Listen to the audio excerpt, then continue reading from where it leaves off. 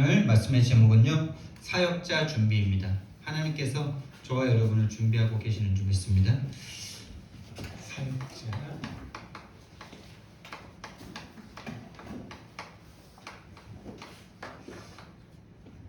사실 이 사역자가 준비되는 시간이 오래 걸리는 것이고, 정말 준비된다면 그 이후에 일어나는 일들은 막을 수가 없는 것입니다.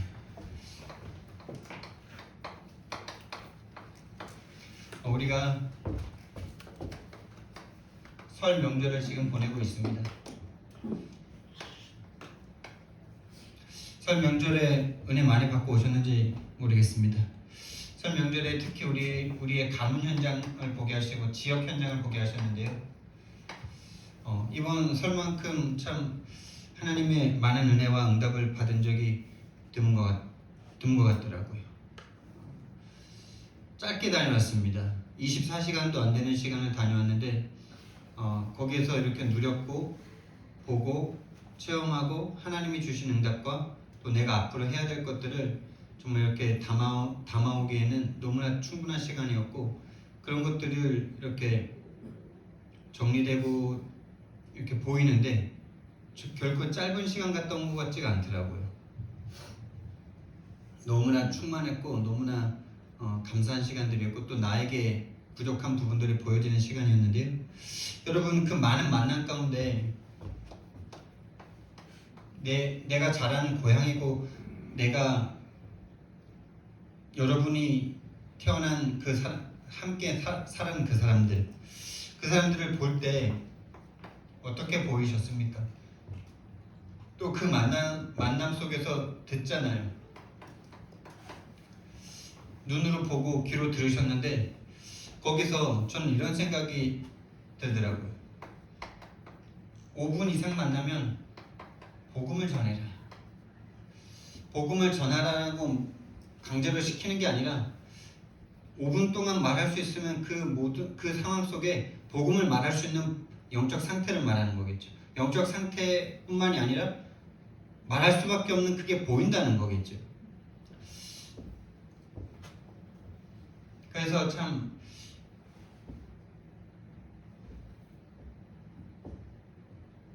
복음을 우리가 항상 24시간 누리면서 24시간 복음이 나에게 복음돼 있다면 어려운 일이 아닐 건데요.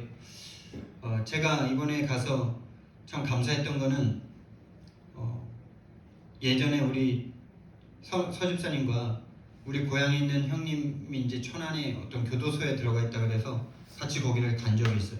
근데 이제 그분이 퇴소를 하고 출소를 하고 고향에 와 있더라고요. 그래서 저를 찾아왔다 그러더라고요. 그게 너무 감사했고, 그 다음 날이었던가요? 그 형님을 이렇게 만나게 됐는데 나한테 너무 감사하고, 우리 서집사님이 같이 온 건 못 봤으니까 저만 들어갔거든요, 그 면회 장소에. 그래서 40도 아주 적은 양이지만 우리 서집사님이 또 서집사님과 제가 넣어드리고 막 이래가지고 그랬었는데, 그분이 그때 저를 만나고 나서 너무 고맙고 너무 미안하고 이래가지고 자기가 나가면 교회를 꼭 가야 되겠다 이 마음을 가졌대요. 그래서 지금 고향에 작은 교회를 하나 다니고 있더라고요. 그러면서 이제 잠깐 만나서 또 복음을 말했고, 아직 뭐 원색 복음과 이것이 완전 깨달아진 상태는 아닌데 들으려고 하니까 얼마나 감사해요. 그 현장 가면은 그 형님만큼은 내 메시지를 들으려고 할 거 아닙니까? 그게 너무 감사한 거예요. 그래서 다시 원색 복음 3분 5분 딱 전하고 기도해드리고 이렇게 또 헤어졌는데, 근데 그걸 보면서 그 형님을 만나는데, 그 형님이 지금 그 마을의 골칫거리거든요. 돈 이제 장애 등급 받아가지고 뭐 한 달에 뭐 100몇 얼마가 나오나 봐요. 그걸 받아가지고 뭐 금방 다 써버리고 뭐 또 뭐 어디 가서 자꾸 사고치고 이러니까 집안에서도 막 그러고, 우리 어머님 장모님이신데 그분이랑 얘기하는 것 자체를 막 별로 안 달가워하시는 거예요. 그리고 정말 이렇게 예배를 드리고 옛날엔 추도 예배라 그랬는데 설 예배를 드리고 이렇게 하는 과정 가운데 참 여러 가지 많은 생각들이 들었어요. 어머님이랑 같이 이렇게 만두를 빚으면서 내가 또 이제 영국 선교로 간다니까 아이고 힘든데 뭐 자꾸 힘든데 얘기를 계속하는 거예요. 그게 우리 어머님이 가지고 계신 신앙의 색깔이죠. 힘든데 힘든데 지금까지 사셨는데 그러면서 근데 그 어머님이 그렇게 말하는 게 중요한 게 아니고 그 힘들다라고 말하는 그 어머님에게 내가 진짜 중요한 복음을 말할 수 있는 기회구나 라는 거를 제가 나중에 깨닫더라고요. 그 바로 앞에서 대화할 때는 자꾸 그렇게 말씀하시는 어머니를 자꾸 핀잔하고 자꾸 말 대답하듯이 이렇게 대화가 이루어졌는데 나중에 제가 딱 깨닫는 게 그래 어머님이 이렇게 본인이 계속 힘들다 어렵다 하는 이게 사실은 우리 어머님이 그런 영적 상태 속에서 복음을 말할 수 있는 기회였는데 어쩌면 복음 말해주라고 하나님이 주신 기회일 수도 있는데 이런 생각이 나중에 드는 거예요. 그래서 진짜 많이 기도하게 됐고 정말 영적 무장하고 계속 시골 현장 가야 되겠구나. 그 다음날 아침에도 이제 또 사모한테도 그랬다 하더라고요. 아침에도 일어나가지고 막 그래도 뭐 교회 뭐 힘들 텐데 막 이러면서 막 우리 사모님도 거기다 진짜 복음을 말할 수 있었을 건데 이런 생각도 들고 복음이 절대 가치이기 때문에 뭐 어쨌든 많은 진짜 복음을 말할 수 있는 그런 기회와 시간들이었다는 생각이 많이 들고요. 그리고 진짜 제가 이제 전도 현장 가서 참 이렇게 느꼈던 부분들 제가 지난번에 전도 현장 다녀오는데 뒤에서 어떤 할머니가 이렇게 제가 이렇게 전화를 하면서 걸어오고 있는데 뒤에서 퍽 소리가 나는 거예요. 퍽 소리가 사람 넘어지는 소리가 나더라고요. 그래서 뒤를 돌아봤더니만 할머니가 장바구니를 끌고 오다가 약간 턱이 있는데 거기에 걸려서 퍽 이렇게 넘어진 거예요. 진짜 이거 병원 가야 되겠다 싶더라고요. 그래서 돌아가가지고 할머니 일으키면서 할머니 괜찮으시냐고 병원 가야 되는 거 아닙니까? 막 이러는데 지금도 병원 갔다 오는 중이에요. 이러면서 이제 뭐 그래, 할머니 집이 어디세요? 제가 도와드릴게요. 그러니까 괜찮대요. 괜찮다 그래가지고 이제 이렇게 보내고 난 이쪽으로 왔는데 마음이 이제 계속 쓰이는 거예요. 그래서 다시 갔어요. 뒤에 혹시 또 넘어지시면 도와드려야 되니까 넘어질 것 같아요. 꼭 언제라도. 그래가지고 가다가 이제 다시 따라갔는데 뒤에서 이렇게 멀찌감치 이제 보면서 따라가는데 그 시간이 참 저에게 되게 중요한 메시지와 많은 것들이 제게 좀 오더라고요. 그날 이렇게 세 분을 만나고 왔는데 두 분은 정말 절대 듣지도 않고 나를 이렇게 그랬거든요. 한 분은 기존 신자인데 좀 얘기가 통해서 다음에 또 가봐야 되겠다 이런 이제 현장을 갔다 왔는데 이분 뒤를 따라가면서 보는데 마치 우리 어머니를 보는 것 같더라고요. 가다가 이렇게 너무 허리가 아프니까 또 이렇게 쉬어서 한숨 돌리시고 또 가시고 이러는데 근데 제가 그걸 보면서 제가 마음이 짠하고 슬펐냐? 아니 절대 그러지 않았어요. 절대 슬프지가 않고 그래 한 번 태어난 인생 반드시 죽음을 향해서 달려갈 수밖에 없는데 저 인생이 근데 이 복음을 전에도 듣지 않는 사람들이 너무나 많은데 우리 어머니는 어떻게 이 복음을 듣고 우리 가정은 어떻게 이 복음을 듣고 이 복음을 믿고 하나님의 사람이 되었니? 내가 저 할머니한테 진짜 복음 전하고 싶은데 지금 내가 가서 막 복음을 전하면 뭔가 딴 생각할 것 같아가지고 기도만 계속했죠. 하나님 진짜 이 마을 이 아파트에 사시는 저 할머니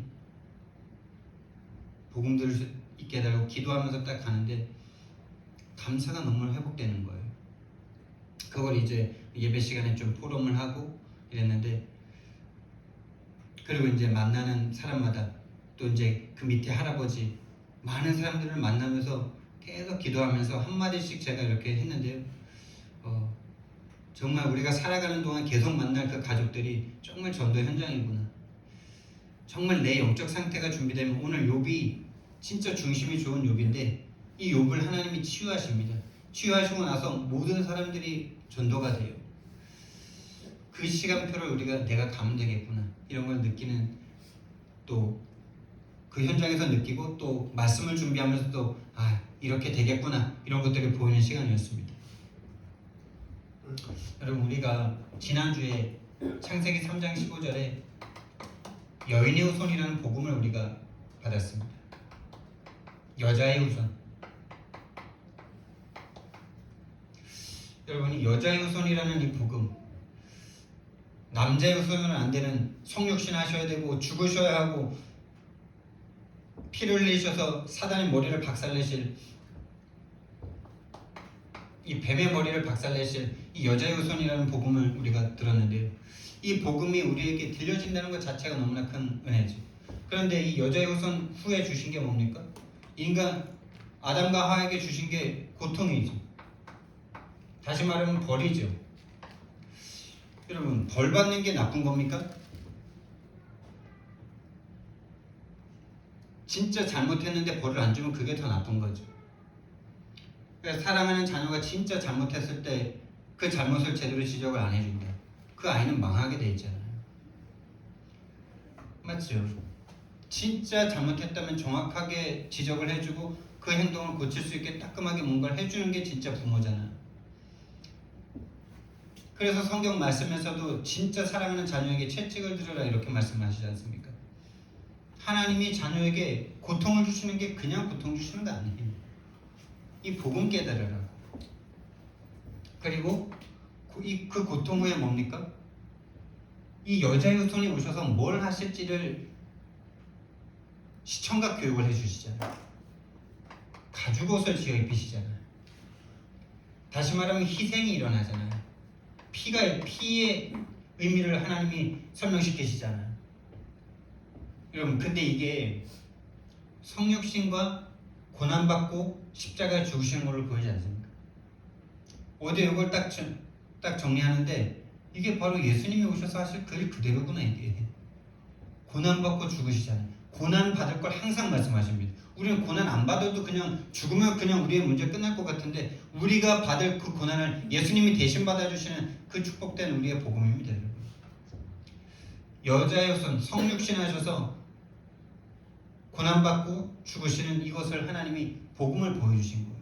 자, 근데 이게 욥에게도 그대로 일어나죠. 자, 복음을 붙잡았습니다. 복음을 붙잡고 사는 한 사람이에요. 근데 아무 문제가 없어.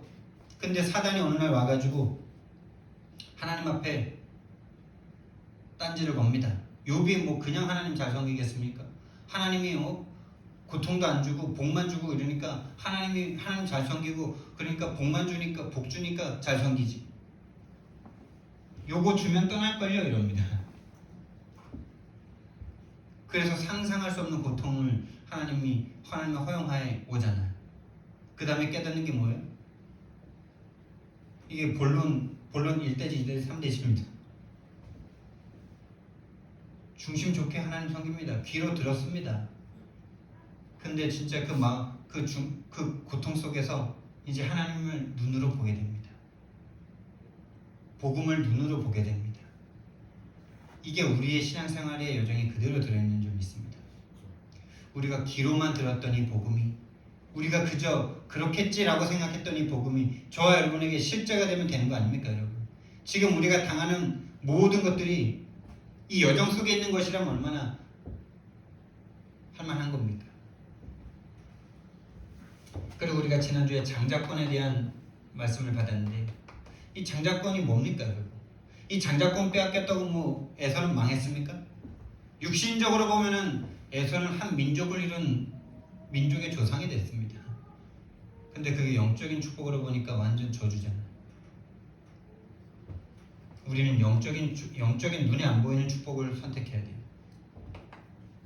여러분이 지금 예배 한 번 안 드리고 여러분이 지금 기도 한 번 안 하고 그게 여러분의 일신상에 아무 문제가 없는 것처럼 보이지만 시간이 흘러 오늘 2부 말씀에 세월이 흘러라는 이 말씀이 나오는데 저는 이 세월이 흘러라는 이 단어가 어마어마한 메시지구나라는 걸 깨달았어요.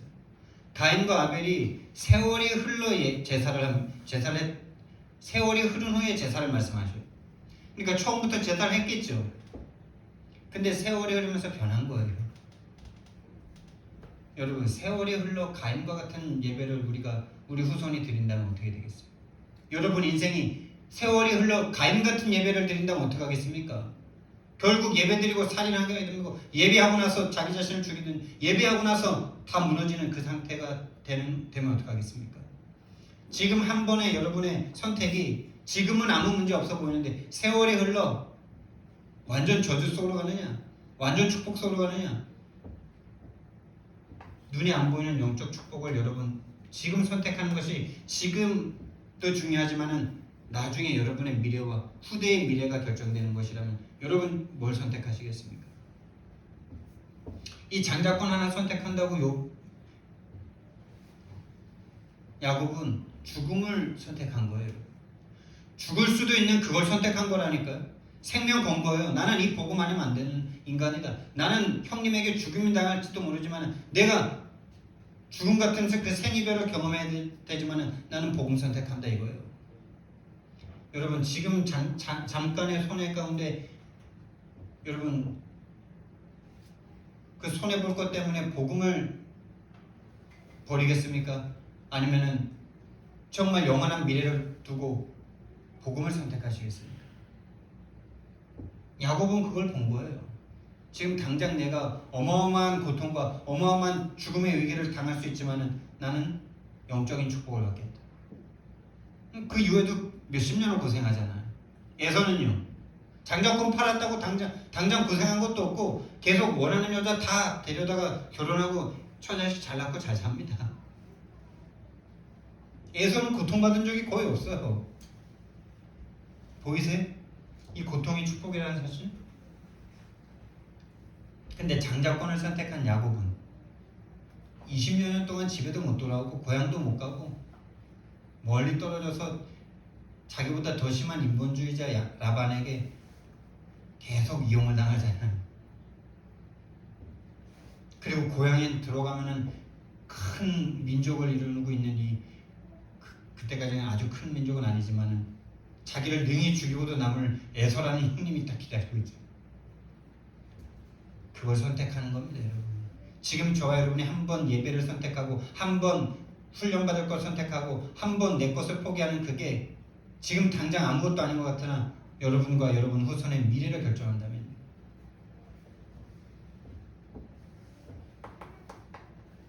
어마어마한 거죠. 그래서 정말 눈이 안 보이는 힘을 얻으셔야 돼요. 눈이 안 보이는 영적 축복을 선택하시기 바랍니다.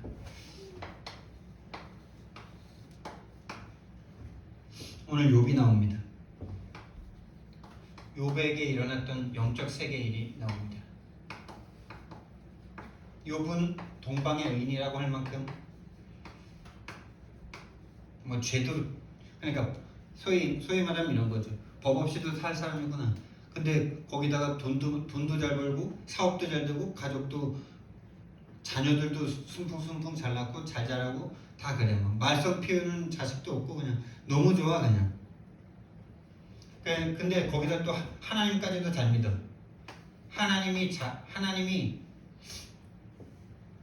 하나님도 인정했어. 저 욥만큼은 나를 잘 섬긴다. 다른 인간들은 아닐지라도 욥은 나를 진짜 순전한 마음으로 섬긴다. 그러면서 자랑하죠. 여러분 우리가 부모님의 자랑이 된다면 얼마나 좋은 겁니까? 맞죠? 얼마나 뿌듯한 겁니까? 하나님이 자랑해요. 하나님이 사랑합니다. 한마디로.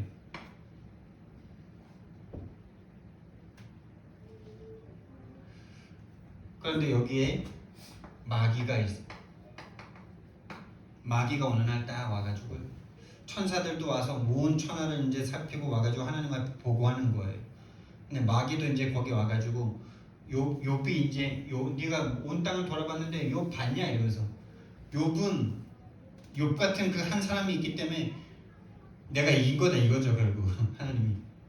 여러분 한 사람만 있으면 됩니다. 그랬더니 마귀가 그럽니다. 아니 뭐 이유 없이 하나님 잘 섬기겠어요? 이유가 있으니까 하나님이 복주고 번제하고 뭐 그러면 하나님이 복주고 잘 되게 해주니까 하나님 섬기지 뭐 그냥 이유 없이 섬기겠어요? 이럽니다. 만약에 하나님이 주신 거 다 가져가면 하나님 버릴걸요? 이럽니다. 하나님 앞에 도발하는 거죠. 그랬더니 하나님이 또 아시지만 도발에 넘어가셨어요. 근데 그게 하나님 넘어가신 게 아니라 욥을 욥의 상태를 진짜 하나님이 모르시겠어요? 또 마귀도 욥의 상태를 아니까 지금 와서 딴지 거는 거 아닙니까? 욥의 영적 상태가 어떻습니까? 3번 대지에 나올 거지만은 오늘 읽었던 성경 말씀이지만 두려움 가운데 있었다 그랬어요. 내가 두려워하는 그것이 내 몸에 미쳤다 그랬지요. 그러니까 결론부터 지금 자꾸 나오는데 이렇게 하나님이 인정할 만큼 신앙생활을 잘하는 이 욥이 결국에는 내가 가진 것들, 하나님이 주신 것들을 잘 지키기 위해서 그것들이 사라질까봐 두려워서 하나님 앞에 예배하고 있는 거예요. 그걸 사단도 알고 하나님도 압니다. 그래서 하나님은 치유하시길 원하고 사단은 그걸 통해서 무너뜨리길 원하시는 거죠. 하나님은 사단을 통해서 드러내고 치유하시길 원하시는 거예요. 모르고 그러시는 게 아니에요.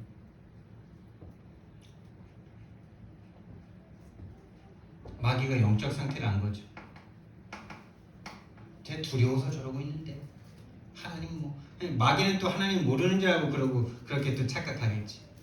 하나님이 다 알고 계시는데 그 영적 상태가 어떤지 하나님이 모르신다는 게 말이 됩니까?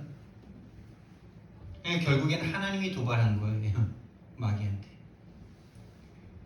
마귀 이용해서 욥 치유하려고. 어찌 이유가 없겠습니까? 이러면서요. 그러니까 축복 주시니까 잘 섬기는 거 아닙니까? 이러면서 그거 다 없애버리면 되겠습니까? 그러니까 시험을 1차, 2차로 합니다. 1차 시험이 뭐냐? 하나님이 주신 그 축복 다 빼앗아도 믿을까? 그러니까 하나님이 그 몸만 건드리지 말고 다 해봐 이럽니다. 그러니까 육신만 건드리지 말고 다 해봐. 다 건드려봐. 다 시험해봐. 그래서 어떤 일이 일어납니까? 갑자기 이렇게 잘 살고 있는데 종들이 와가지고 막 보고를 하는데 도적대가 옵니다. 도적대가 와가지고 양떼 다 데려가고 그 다음에 하늘에 불이 내립니다. 하나님의 불이래요. 번개가 쳤겠죠. 그리고 또 도적대 한 번 더 와가지고 소떼, 양떼, 염소떼 다 데려갑니다. 낙타 다 데려갑니다. 다 훔쳐갑니다. 모든 재산 싹 가져가요. 그 다음에 어떤 일이 일어납니까? 형제들이 한 곳에 모여가지고 식사를 하고 있는데 큰 바람이 불었다 그래요. 다시 말하면 자연재해, 태풍이 일어난 거죠. 갑자기 돌개바람이 일어난 거예요. 태풍도 아니고 갑자기 바람이 불어 닥친 거예요.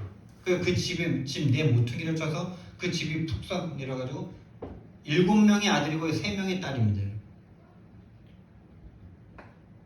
자녀 10명 한 목에 다 죽어버려요.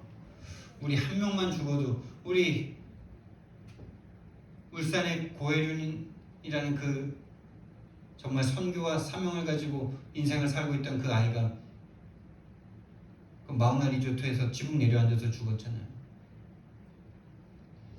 10명의 자녀가 하루아침에 다 죽어버립니다. 그런데도 욥은요 이것 때문에 하나님 앞에 뭐라 그러냐, 주시니도 하나님, 가져가시니도 하나님이시다 이럽니다. 대단하지 않아요? 진짜 그 중심이 어느 정도인지 진짜 나랑은 너무 비교가 할 수 없을 만큼 어마어마한 사람이에요. 진짜 그 그릇과 하나님에 대한 이 경외함과 이런 것이.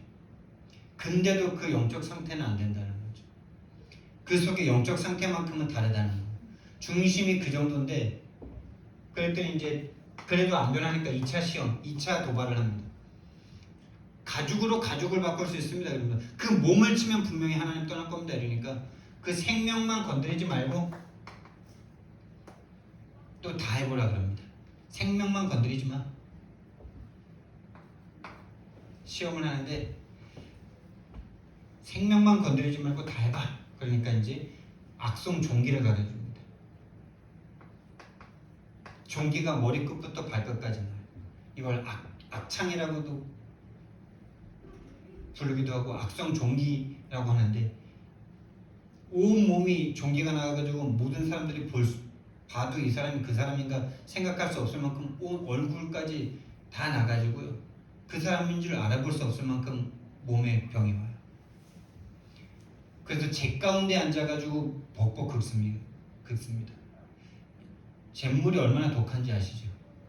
그 잿물이 그냥 살에 닿으면 살 녹을 수도 있거든요. 근데 거기에 들어가서 지금 몸을 기아장으로 긁을 수밖에 없는 상태가 됩니다.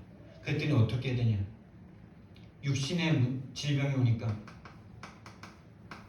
너무 심한 병이 오고 10명의 자녀가 항목에 죽어버리고 모든 재산 다 뺏기니까 무슨 일이 일어나요? 가정 파탄이 일어납니다. 다시 말하면 부인이, 그걸 보고 있는 부인이 이제 더 이상 안 되겠는 거예요. 하나님을 욕하고 죽어버려라 이럽니다. 하나님을 욕하고 죽어버리라 하고 떠나버립니다. 가정 파탄. 여러분 이 정도 되면 어떻게 해야 되겠어요? 이 정도 되면은 여러분 버틸 수 있겠습니까? 다시 말하면 부인이 떠납니다. 이혼당합니다.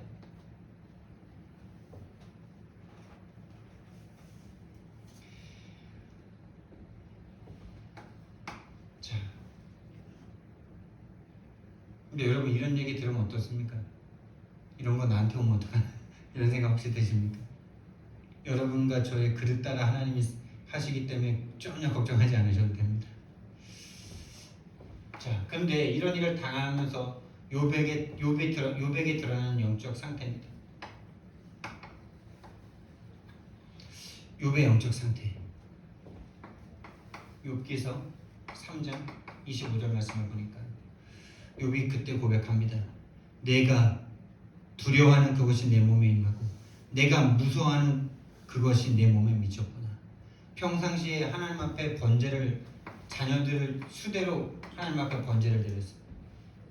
자기 생일날 자녀들이 와서 막 이렇게 잔치를 벌였는데 그 자녀들 숫자대로 번제를 드렸습니다. 자녀들이 하나님 앞에 범죄하지 않게 하기 위해서. 그만큼 하나님 앞에 항상 예배하고 제사 드리는 사람이었단 말이에요. 저렇게까지 예배를 해야 되나? 저렇게까지 꼭 훈련을 가야 되나? 그럴 만큼 하나님 앞에 예배 드리는 사람이었단 말이에요. 그런데 결국 이렇게 예배하는 그 이유가 두려움 때문이었던 거죠. 하나님이 내게 주신 것들, 내게 주신 것들이 사라질까봐, 없어질까봐, 내 자녀 좀 잘 되라고, 내 사업 계속 잘 되라고, 결국 그것 때문에 하나님 앞에 제사를 드렸다는 거예요. 사단이 그거 알죠. 그리고 내 건강하고 끝까지 행복할 수 있도록 내 자녀 잘 되고 사업 잘 되고 이것 때문에 결국 이거 없어질까봐 그 두려움을 가지고 하나님 앞에 예배드린 거예요. 자 보세요. 욥의 중심은 어마어마하죠. 이런 일을 당해도 하나님 앞에 원망을 안 하는 사람입니다. 얼마나 대단한지 진짜 상상할 수 없지 않아요? 모든 재산을 하루아침에 하나님이 지켜주실 것이라고 믿고 살아가고 있는데 하루아침에 모든 재산 다 사라지고 10명의 자녀들이 하루아침에 죽어버리고 중심은 진짜 동방의 외인입니다. 동방의 외인이에요. 동방에 이만큼 이 정도 일을 당했는데 하나님 앞에 하나님을 원망 안 할 사람이 없어요. 지금도 아마 거의 없을 거예요. 거의 뭐 우리나라의 손양원 목사님 같은 급 되지 않겠어요? 내 아들을 죽인 그 사람을 내 양아들 삼는 그 정도 중심 아니겠어요? 주기철 목사님 정도 그 정도 아니겠어요?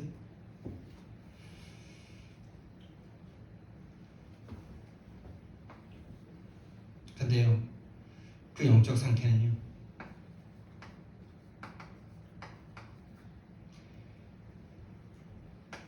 하나님 떠난 상태예요. 하나님 떠난 두려움 가운데 있는 상태.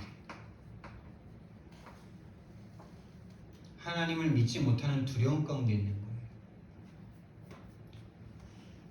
모든 거 하나님이 주셨고 하나님이 가져갈 수도 있다라고 말하지만은 그 영적 상태는 하나님을 떠난 죄와 사단에게 늘 끌려다닐 수밖에 없는 상태예요. 그러니 많은 사람들이 부러워하고 많은 사람이 칭찬하지만은 전도는 할 수 없는 상태예요. 지키기 위한 신앙생활.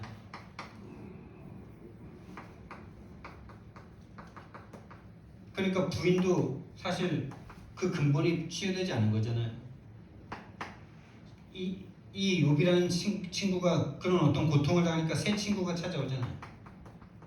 이 새 친구가 찾아와서 하는 말들이 다 네가 그래도 죄를 지었으니까 그런 거잖아 라고 계속 말을 합니다.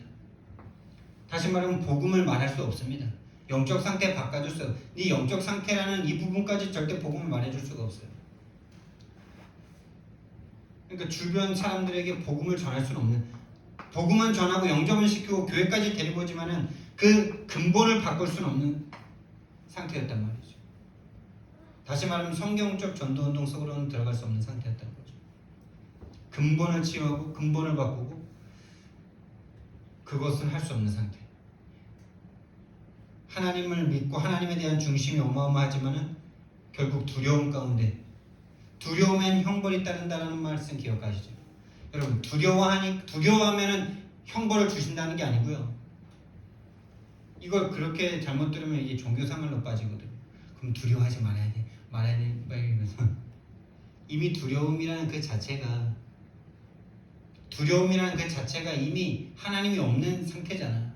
그러니까 이미 형벌이 올 수밖에 없는 상태. 하나님이 두려워하면 형벌을 더 준다가 아니고 이미 하나님과 함께 할 수 없는 그 상태 속에 있는 영적 상태를 말하는 거잖아요. 그 두려움이라는 게. 그러니까 형벌은 올 수밖에 없는 상태 속에 있는 거예요. 그냥 어떤 문제가 오면 넘어질 수밖에 없는 상태 속에 있는 거예요. 영적 상태가 이미 그런 거예요. 하나님이 더 벌을 준다 이게 아닙니다. 그거를 잘못 해석하면요 종교생활로 빠지죠. 두려워하지 말아야지 막 이러면서 이미 마음은 영적 상태는 두려움 속에 있는데 그 상태를 바꿔야죠. 두려워하지 않는 그걸 막 의지적으로 막 바꾸려고 하는 그게 바로 나뭇잎을 찾고 있는 거잖아요. 가죽옷이 필요하잖아요. 내 근본 상태를 바꿀 그리스도의 복음이 필요하잖아요. 나를 대신해서 나를 안고 죽음 가운데 죽었다가 다시 살 그 복음이 필요하잖아요. 그래서 하나님이 이 욥에게 그 복음을 주시죠. 다시 말하면 하나님이 치유하시죠. 다시 말하면 복음을 주시죠. 죽고 다시 사는 이 갈보리산을 통과하게 하시죠. 함께 죽고 함께 사는 그 갈보리산의 복음을 주시는 겁니다. 그래서 욥이 그 모든 고통 속에 막 새 친구와 계속 변론하고 막 한번 이번 주에 욥기서 1장, 2장, 3장까지만 읽어보시고 대충 막 읽으시다가 욥기 제일 마지막 3장 정도 이렇게 한번 살펴보세요. 욥이 이제 고백합니다. 그 전에는 내가 이 복음을 하나님을 귀로만 들었었는데 이젠 눈으로 하나님을 보는 것 같습니다. 다시 말하면 체험이라고 해야 될까요?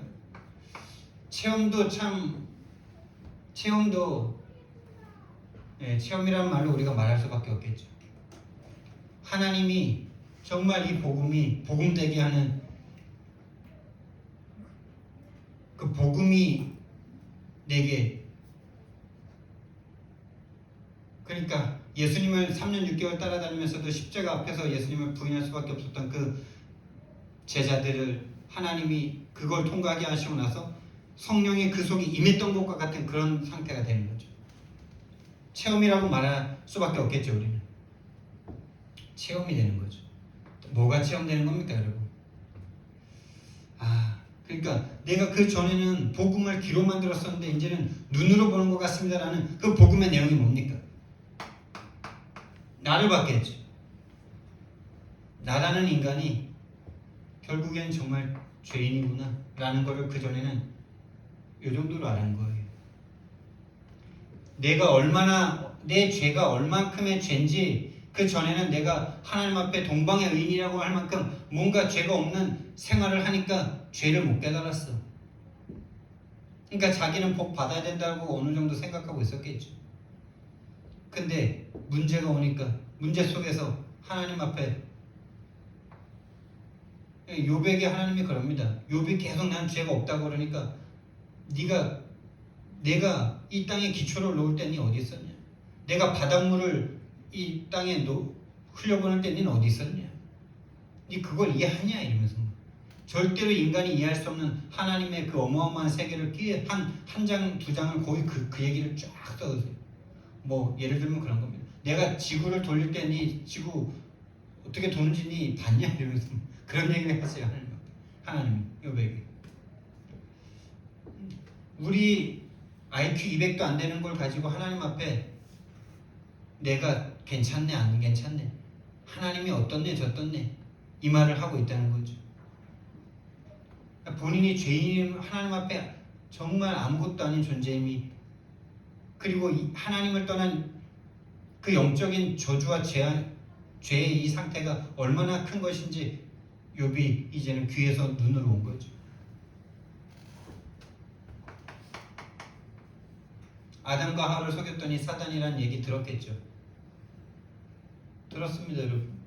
아담과 하와를 속이고 가인과 아벨의 이야기를 듣고 창세기 6장의 방주 이야기를 듣고 11장의 바벨탑 이야기를 들은 욥입니다, 여러분. 아브라함과 같은 동시대의 사람이에요. 그런 이야기를 다 들었습니다. 그런데 이제는 이 사단이라는 존재가 실제로 내 속에 어떻게 역사하고 있는지가 실제로 체험되는 거예요. 어떻게 하나님을 믿을 수 없는 상태로 끌고 가는지, 얼마나 행위 중심으로 끌고 가는지, 내 영적인 이 영이라는 것을 어떻게 속여서 어떻게 지금 끌고 가고 있는지가 진짜 이제 보여진 거죠. 본인이 하나님 떠난 상태라는 게, 이게 이 영적 상태가 본인에게 보이는 거예요. 진짜 축복인 거죠. 제가 이번에 시골 다녀오면서 정말 많이 감사하게 된 거는 내가 많이 보이더라고요. 5분 동안 만나는 사람에게 내가 복음을 잘 말하는 게 좀 어려운 시간표가 한 번 있었어요. 그걸 보면서 진짜 24시 해야 되는 이유와 그러지 못하는 내가 보여지고, 여러 가지로 또 어머니를 내가 진짜 계속 만나면서 어머니만 탓할 수밖에 없었던 나, 어머님이 탓이 아니고 그분을 바꿔줄 수 없는 내가 왜 그럴 수밖에 없었는지 여러 가지가 많이 보여지는 그런 시간이었거든요. 그래서 나는 그런 시간들이 너무나 감사했었어요. 그리고 내가 정말 이 흐름 속에서 정말 치유받으면 모든 사람 다 살릴 수 있겠구나, 이런 것들이 보여지는, 정말 내가 이 가문에 부름받은 한 명의 선교사가 맞구나, 이것을 내가 이번에 보고 왔거든. 그래서 저는 진짜 감사했던 거예요. 내가 가서 뭐 잠깐 복음을 전했고 이거보다 더 감사한 게 그런 거예요. 진짜 복음 없는 현장 맞구나, 이 땅에 복음 없구나, 기독교에 복음 없구나. 우리 형님, 드디어 우리 형님이 그 다리가 돌아갔다 다시 돌아온 지 한 거의 40년 만에 수술을 다시 해야 되는 상태라 그러더라고요. 그 형님이 3년 전에 저랑 통화 한 번 하면서, 그때 동생 막 제가 사역한다고 막 들어갔을 때 그 불안한 가운데 막 통화하다가 제가 뭐 통화하는데 결국에 끝에 뭐 형님이 뭐 소리도 막 지르고 이랬었는데, 그 통화 중에 형님이 내 말 속에 하나 본인에게 그래도 들려진 게 있다 그러더라고요. 그게 뭐였냐면, 사랑은 육신적인 사랑해주는 게 사랑이 아니고 복음 전해주는 것보다 더 큰 사랑은 없다. 제가 이 말을 그때 했었거든요. 예수님을 전해주는 것보다 더 큰 사랑이 어딨냐. 다 죽었는데, 근데 다 들리진 않았고 그 예수님을 전해주는 게 사랑이다. 요게 그때 들려서 되게 충격이었다 그러면서, 거기서 이제 그 관점으로 성경을 막 다시 보면서 막 은혜 받은 걸 설교를 하시더라고요.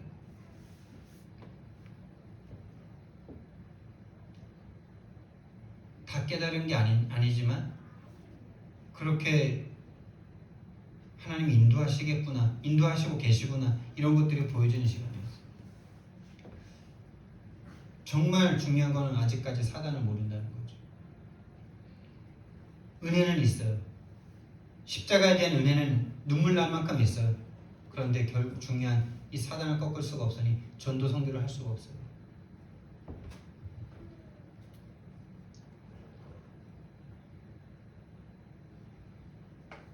이걸 눈으로 본 거죠. 이걸 눈으로 보면 어떻게 됩니까? 나 이제 어떻게 해야 돼? 라가 나오죠. 어떻게 해야 됩니까? 이건 내가 해결할 수 있는 게 아니구나 라는 게 나오겠죠. 그럼 내가 해결할 수 없습니다. 그걸 인정하는데 평안함이 찾아옵니다. 여러분 예수님의 제자들이 십자가를 통과하고 나서 다 버리고 다 도망간 제자들에게 와서 예수님이 왜 평안하냐 이렇게 말합니까? 놀리는 겁니까? 아, 예수님 다 배반하고 떠난 제자들이 평안하겠어요?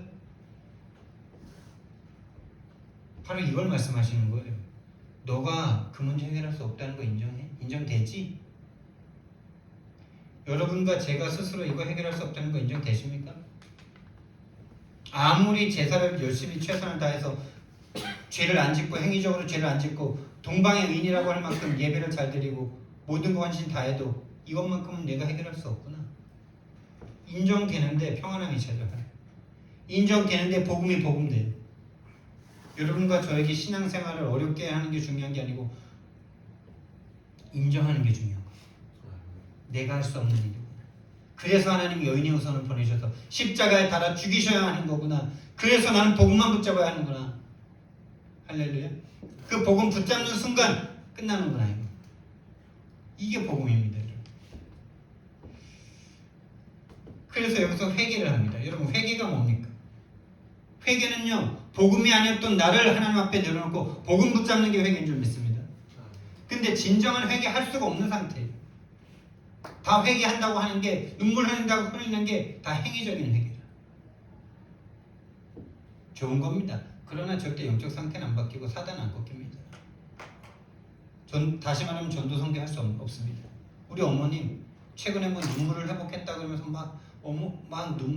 기도를 시켰는데 한 기도 시작하기도 전에 한 30초 1분을 막 울더라고. 그것도 막 서러워서 막 한이 맺히는 눈물을 흘리시더라고. 나 눈 뜨고 그거 계속 쳐다봤어.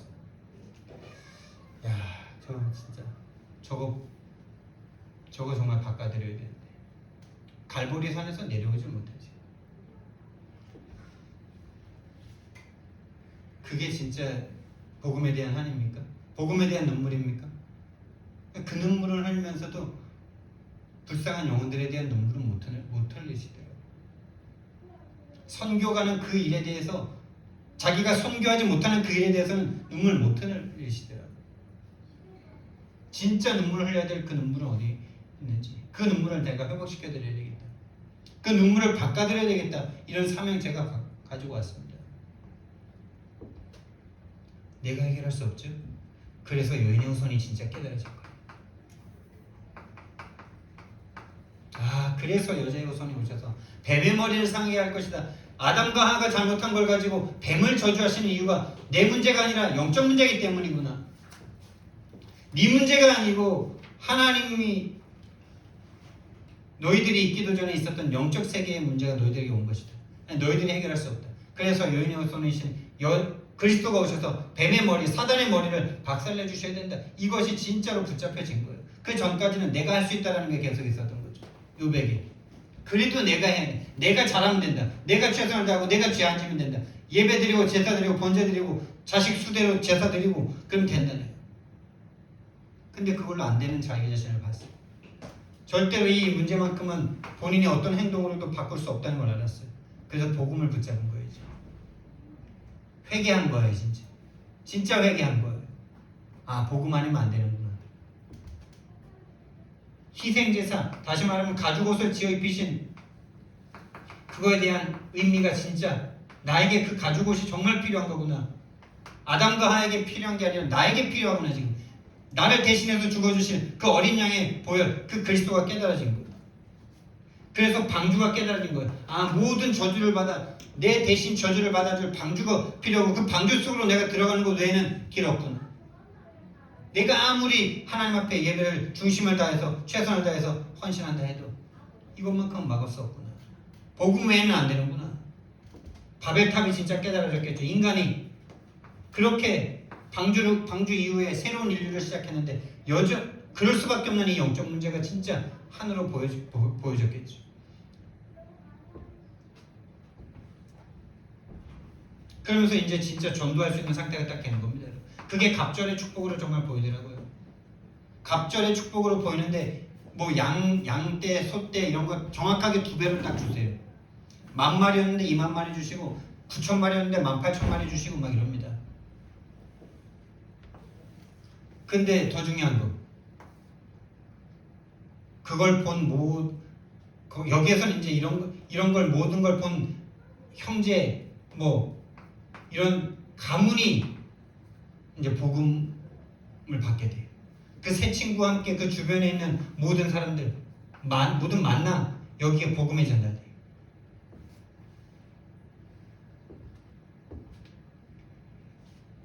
다시 말하면 영적 상태가 바뀌니 전도가 되는 상태, 선교가 되는 상태입니다. 할렐루야. 욥의 이야기는 이 얘기입니다. 여러분.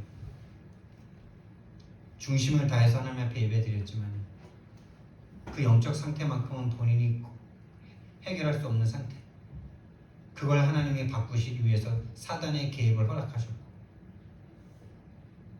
그 이후에 영적 상태가 정말 본인이 이 영적 상태, 이 영적 세계를 보고 본인이 해결할 수 없기 때문에 하나님이 여인의 후손을 주신 그 가죽옷을 주신 그것이 나에게 필요한 것임이 보여졌을 때 하나님이 경제적인 것도 전도 선교를 위해서 다시 주실 수밖에 없는 거고, 10명의 자녀 다시 주십니다. 갑절이라 그랬는데 10명만 주시더라고. 딱 다시 자녀는 다시 10명이에요. 왜 10명입니까? 10명은 죽었으나 죽은 게 아니거든. 천국에 가 있거든. 그러니까 10명만 다시 딱 주셔. 아들 7에 딸 3. 난 20명 줄 줄 알았는데.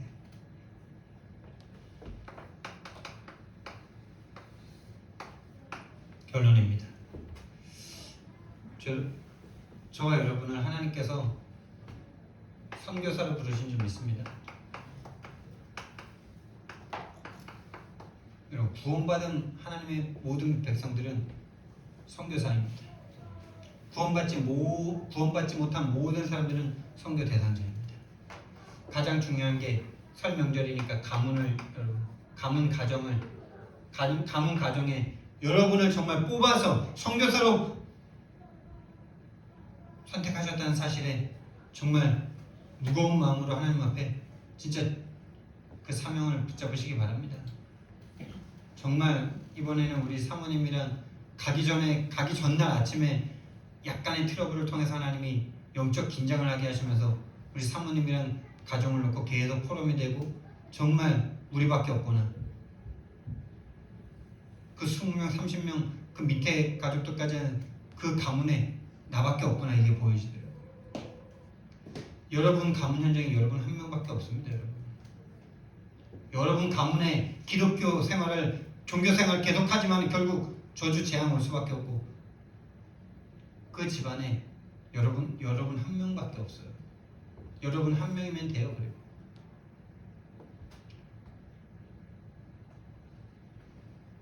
선교사로 부르셨습니다. 그래서 우리 영적 힘부터 계속 얻으셔야 돼요. 집중 시간을 계속 가지셔야 돼요. 그래서 영적 서밋 되셔야 돼요. 여러분과 제가 다른 것 할 수 없어도 영적 서밋은 될 수 있습니다. 근데 이 영적 서밋 되는 게 말로는 쉽지만은 하나님이 치유의 시간이 필요하다는 거죠. 지금 치유의 시간일 수도 있는 겁니다. 그래서 계속 하나님 앞에 영적 힘 얻는, 그래서 힘과 응답 얻는 이 시간을 계속 들어가시기를 예수님 이름으로 축원드립니다. 하나님께서 분명히 한 사람의 변화로 말미암아 모든 것 다 바꾸실 수 있습니다. 그래서 지금 우리 수가 적은 수가 아니에요. 하나님 앞에 변화되는 한 사람, 그 사람이 있으면 모든 것입니다. 하나님 은혜와 사랑을 너무나 감사를 드립니다.